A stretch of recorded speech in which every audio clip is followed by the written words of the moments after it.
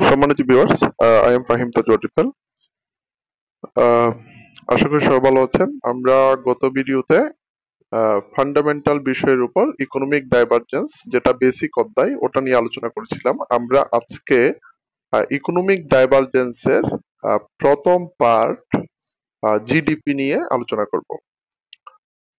আমি বিশেষ করে, আমি যেহেতু একজন গোল্ড নিয়ে বেশি অ্যানালাইসিস করি, সেক্ষেত্রে এই বিষয়গুলো গোল্ড ট্রেডারদের জন্য খুব বেশি ভালো হবে। তো আচ্ছা, যাই হোক, সবারই কাজে লাগবে, সবার কাজে লাগবে না তা নয়, তবে গোল্ড ট্রেডারদের জন্য খুব বেশি ভালো। আহ, আচ্ছা, যাই হোক, তাহলে আমরা আহ, ভিডিওতে সরাসরি চলে আসি। আপনারা স্ক্রিনে একটি চার্ট দেখতে পাচ্ছেন, এটা হচ্ছে যে ইউএস এর একটা জিডিপি চার্ট। ঠিক আছে? তো এই যে চার্টটা, ইকোনমিক ডাইভারজেন্স, ইকোনমিক ডাইভারজেন্স বলতে তো আপনারা প্রথম ভিডিওতে জেনেছিলেন। যারা প্রথম ভিডিওটা দেখেননি তারা এই ভিডিওটা দেখার আগে প্রথম ভিডিওটা দেখে নেবেন, না হলে এই ভিডিওটার আগামাথা কিছুই বুঝবেন না। আমরা যখন একটা ফেয়ারে, ধরুন আমি গোল্ড গোল্ড মার্কেটের ট্রেডার, এখন আমি আজকের ফান্ডামেন্টাল বিশ্লেষণটা করতে চাচ্ছি। তো এখন সেই অবস্থায় আমার প্রথম যে বিষয়টা নিয়ে আইডিয়া থাকতে হবে সেটা হচ্ছে আমার ইকোনমিক্যাল ডাইভারজেন্স, মানে গোল্ড আর ইউএস এর মধ্যে ইকোনমিক্যাল ডাইভারজেন্সের পার্থক্যটা আমার জানতে হবে। তখন আমি যদি জানতে চাই, ইকোনমিক্যাল ডাইভারজেন্সের প্রথম পার্ট জিডিপি, ইউএস এর জিডিপি সম্পর্কে আমার আইডিয়া থাকতে হবে। দেন হচ্ছে যে আমি মার্কেটটা আপ নাকি ডাউন, ওইটা আমি একটা উপলব্ধি করতে পারবো, বা ফিউচারে কেমন হবে ওইটা একটু উপলব্ধি আমরা ইনশাল্লাহ করতে পারবো। তো যাই হোক, আমরা এখানে একটা জিডিপি চার্ট দেখতে পাচ্ছি। আমি খুব সহজভাবে বুঝিয়ে দিব, এখানে আহামরি এমন কোনো বিষয় না যে আমরা বুঝবো না। খুব কঠিন ভাবে আমি বলবো না, যা কঠিন ভাবে বললে আসলে অনেকে বুঝবেন না। এটা একটা জাস্ট একটা চার্ট, ঠিক আছে? এটা জিডিপির সাংকেতিক সাংকেতিক যে ড্রয়িং, ওটাই মানে জিডিপি বাড়লে এটা আপ হচ্ছে, এ চিহ্নটা আপ হচ্ছে, এবং কমলে ডাউন হচ্ছে। একদম সহজভাবে বলছি। এখানে আমাদের কিছু জিডিপির কিছু আহ, গড় নাম্বার দেয়া আছে। তো এখানে আবার আমরা দেখতে পাচ্ছি বিভিন্ন সালের কথা উল্লেখ আছে, এবং এতটুকু তো আমরা বুঝতে পেরেছি। তো যাই হোক, এখানে আমরা দেখতে পাচ্ছি, একদম বাংলা ভাষায় সহজভাবে বলি, 2023 সালের Q1। আমাদের প্রথম প্রশ্ন হচ্ছে যে আমরা যারা Q1 সম্পর্কে বুঝি না, Q1 নিয়ে আমাদের প্রথম প্রশ্ন। আর Q1টা কি মূলত? আর কিউ এ শব্দটার পূর্ণরূপ হচ্ছে যে কোয়ার্টার। কিউ এই শব্দটার পূর্ণরূপ হচ্ছে যে, যেটা আমরা এখানে দেখতে পাচ্ছি, কোয়ার্টার। ঠিক আছে? তো কোয়ার্টারটা কি মূলত? কোয়ার্টারটা হচ্ছে যে মূলত প্রতি 3 মাস, একটা বছরে আহ কোয়ার্টার হয়, এই 4 ভাগে বিভক্ত হয় কোয়ার্টারটা। যেমন ধরেন জানুয়ারি, ফেব্রুয়ারি, মার্চ, তাহলে 3 মাস, এটা হচ্ছে প্রথম কোয়ার্টার। 2023 সালের প্রথম কোয়ার্টার কি? জানুয়ারি, ফেব্রুয়ারি, মার্চ। 2023 সালের সেকেন্ড কোয়ার্টার হচ্ছে যে এপ্রিল, মে, জুন। এভাবে এভাবে এভাবে কোয়ার্টার 2023-এর একদম ডিসেম্বর পর্যন্ত Q4 এ শেষ হয়েছে কোয়ার্টারটা। কোয়ার্টার 4 শেষ হয়েছে ডিসেম্বর মাসে 2023 সালে। এখন 2024 সালে ঠিক তেমনি প্রথম কোয়ার্টার থেকে শুরু হয়ে কোয়ার্টার 4 শেষ হয়েছে ডিসেম্বর মাসে। তাহলে জানুয়ারি থেকে একদম ডিসেম্বর পর্যন্ত যেটা হয় সেটা হচ্ছে যে কি, কোয়ার্টার। 4টা কোয়ার্টার হয় জানুয়ারি থেকে ডিসেম্বর পর্যন্ত। প্রথম 3 মাস 3 মাস বিভক্ত হয়। মানে এটা হচ্ছে যে জিডিপির একটা বিষয়, মানে জিডিপি প্রথম 3 মাসে কেমন আপ হচ্ছে, প্রথম 3 মাসে কেমন ডাউন হচ্ছে, ওটাই একটা গড়ের মধ্যে লিপিবদ্ধ থাকে। মানে এই যে আমরা এখানে দেখতে পাচ্ছি Q1, মানে এটা হচ্ছে প্রথম 3 মাসের বিষয়টা। এটা হচ্ছে Q2। Q2 তে মার্কেট একটু আপ ট্রেন্ড গিয়েছে, জিডিপি একটু আপ ট্রেন্ড গিয়েছে, সরি, জিডিপি একটু আপ ট্রেন্ড গিয়েছে, তাহলে এটা হচ্ছে যে কত, এপ্রিল, মে, জুনের মধ্যে। আবার কোয়ার্টার 3 তে জিডিপি অনেক হাই লেভেলে চলে গিয়েছে, এটা হচ্ছে যে কি, আহ, এ, মানে প্রথম 6 মাস পর, 9 মাসের প্রথম মাথায়। ঠিক আছে? আর একটু ডাউন হয়েছে একদম এই যে কোয়ার্টার 4-এ, একদম 9 মাসের শেষের দিকে। ঠিক আছে, তাহলে এটা হচ্ছে যে কোয়ার্টার। এখন আমরা জাস্ট জানবো হচ্ছে যে মার্কেট কিভাবে আপ ডাউন হবে জিডিপি মাধ্যম দিয়ে। তো আমি দেখতে পাচ্ছি 2023 সালের কোয়ার্টার ওয়ানে মার্কেট 2.0 তে 2.0% ছিল জিডিপি। আমরা একটা কথা বলে রাখি, এই বিষয়গুলো আসলে অনেকেই বলবে কিনা আমার জানা নাই। খুব বেশি ট্রেডাররা, খুব বেশি প্রফেশনাল এক্সপার্টরা এগুলো আসলে বলেন না। তারপর আমি বলে দিচ্ছি, জিডিপি সব সময় 2%-এর নিচে যদি থাকে তাহলে বুঝে নিবেন জিডিপি খুব খারাপ অবস্থায় আছে। জিডিপি খুব খারাপ অবস্থায় আছে যদি 2%-এর নিচে থাকে। যদি 2%-এর উপরে থাকে তাহলে ধরুন 3%-এর মধ্যে জিডিপি আছে, তাহলে জিডিপি মিডিয়াম অবস্থায় আছে।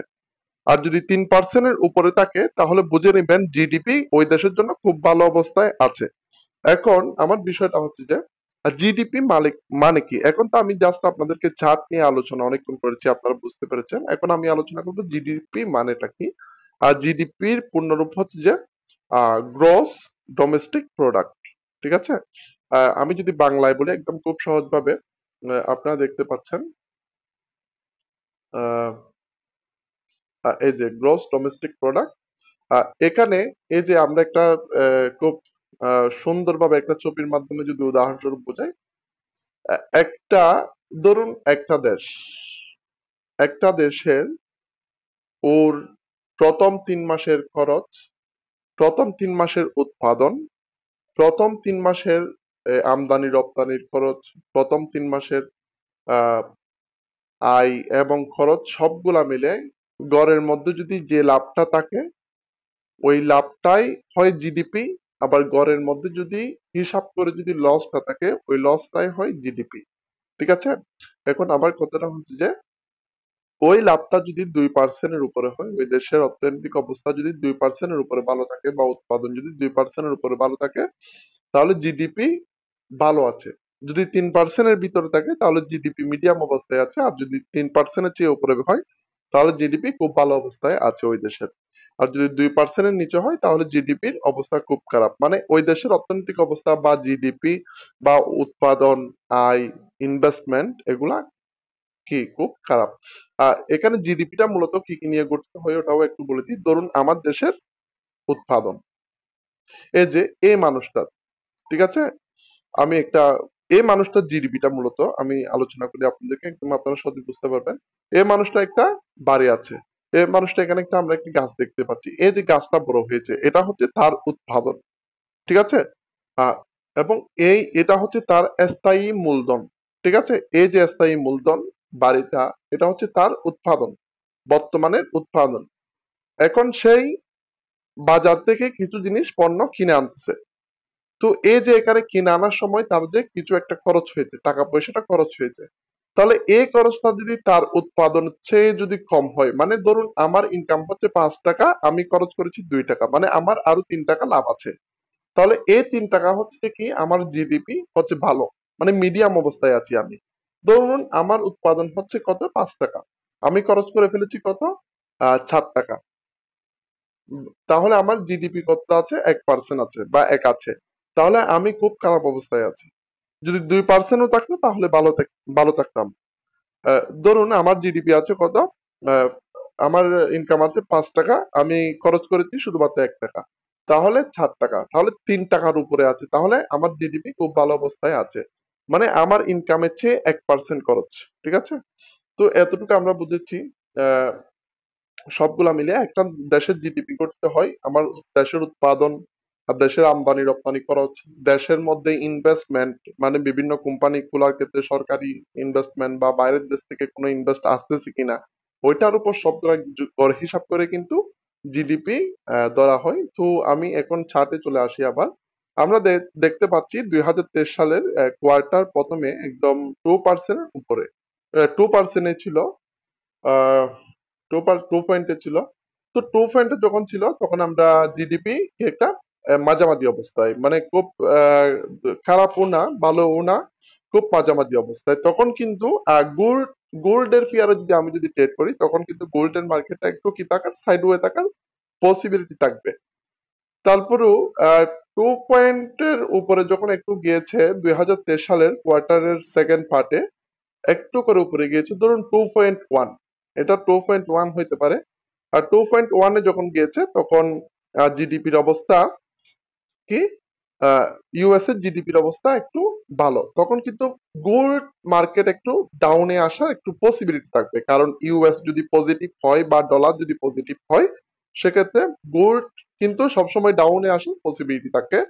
এখন দেখেন 2023 সালের কোয়ার্টার 3-তে জিডিপি একদম 4.9, মানে 5 পয়েন্টের কাছাকাছি চলে গিয়েছে, যেখান থেকে আমরা একদম খুব শিওর ভাবে জানি যে মার্কেট ডাউন, মানে মার্কেট কি এখন অলওয়েজ কন্টিনিউ ডাউন ট্রেন্ড এবং স্ট্রং ডাউন ট্রেন্ডে আছে। কিন্তু 2023 সালে কি কোয়ার্টার 4 এ জিডিপি একটু কমেছে 3.5, তারপরেও কিন্তু ইউএস এর জিডিপি কিন্তু খারাপ হয়নি, মানে ইউএস মার্কেট কিন্তু এখনো পজিটিভ আছে, মানে গোল্ড মার্কেট এখনো ডাউন ট্রেন্ড, মানে এখনো কিন্তু গোল্ড মার্কেট কি হয়নি, আপ ট্রেন্ড হয়নি, আপ ট্রেন্ড হবে না, এখনো ডাউন ট্রেন্ড আছে, সে স্ট্রং এ কিন্তু আছে, যেহেতু 3.5 মানে 3%-এর উপরে আছে, সে এখনো কি মেজর স্ট্রং ভাবে ডাউন ট্রেন্ডে আছে। হয়তো একটু দাম কমেছে, রিটেস্ট করেছিল মার্কেটটা, আপের রিটেস্ট গেছে, কিন্তু এখনো ডাউন ট্রেন্ডে কন্টিনিউ করতেছে। কিন্তু পরবর্তীতে দেখেন 2024 সালের একদম প্রথম মাসের দিকে কোয়ার্টার 1-এর দিকে জিডিপি একদম খুব নেমে এসেছে, কত, একদম 2%-এর চেয়ে কম এসেছে, তাহলে বুঝবেন গোল্ড কি পজিটিভ, গোল্ড খুব স্ট্রং ভাবে পজিটিভ ছিল। 2024-এ কি গোল্ড স্ট্রং ভাবে পজিটিভ ছিল, আমরা জানি গোল্ডের দাম অনেক বেড়ে গিয়েছে। তো এই যে একটা 10 নেমে গিয়েছে জিডিপির মধ্যে, তখন আবার 2024 সালের কোয়ার্টার 2-তে জিডিপি প্রায় 3 পয়েন্টের কাছাকাছি গেছে, 3 পয়েন্ট চলে গিয়েছে ইউএস এর জিডিপি, তখন গোল্ড মার্কেট মোটামুটি একটু ডাউনে ছিল, যেহেতু জিডিপি মিডিয়াম ভাবে ইউএস এর ভালো ছিল, মানে হালকা পাতলা ডাউন, ডলার হালকা পাতলা ডাউন, এই গোল্ড হালকা পাতলা ডাউনে আছে, ডলার পজিটিভ আছে সামান্য সামান্য, মানে মাইনর মাইনর মাইনর কারেকশনে। আবার দেখতে পাচ্ছেন 3 পয়েন্টের নিচে নেমেছে, তখন বুঝবেন গোল্ড আপ ট্রেন্ডে কন্টিনিউ করতেছে, মানে এখনো কন্টিনিউ না, একটু সাইডওয়েজ, একটু সামান্য সামান্য রিটেস্টের মাধ্যমে গোল্ড কি হচ্ছে একটু আপে কন্টিনিউ করতেছে। পরবর্তীতে দেখতে পাচ্ছেন আমরা 2024 সালের কোয়ার্টার 4-এ দেখতে পাচ্ছি আমরা জিডিপি খুব নেমে গিয়েছে, প্রায় 2.5 এর অনেক নিচে নেমেছে, এবং আমরা মেজর ভাবে আপ ট্রেন্ড দেখেছি, বা মোটামুটি আপ ট্রেন্ড আছে।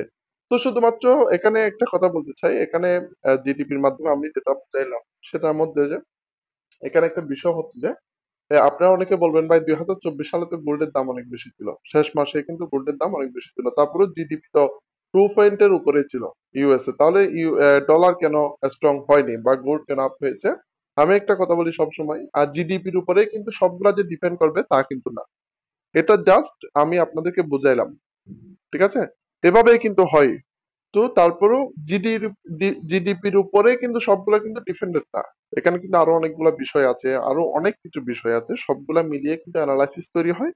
এটা জাস্ট অ্যানালাইসিস এর, আমরা তো ফান্ডামেন্টাল জিডিপি শিখলে তো যে ফান্ডামেন্টাল সবগুলো শিখে ফেলেছি তা কিন্তু না।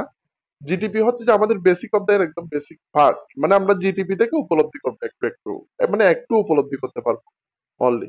তো আহ, এটা হচ্ছে বিষয় আমাদের, আমরা সবসময় জানি যে মার্কেট কখনোই 100% অ্যানালাইসিস কখনোই কাজ দেয় না, কখনোই কাজ হবে না, অ্যানালাইসিস যতই করেন মার্কেট আপনাকে লস করাবে, লস হচ্ছে ট্রেডিং এর একটা প্রসেস।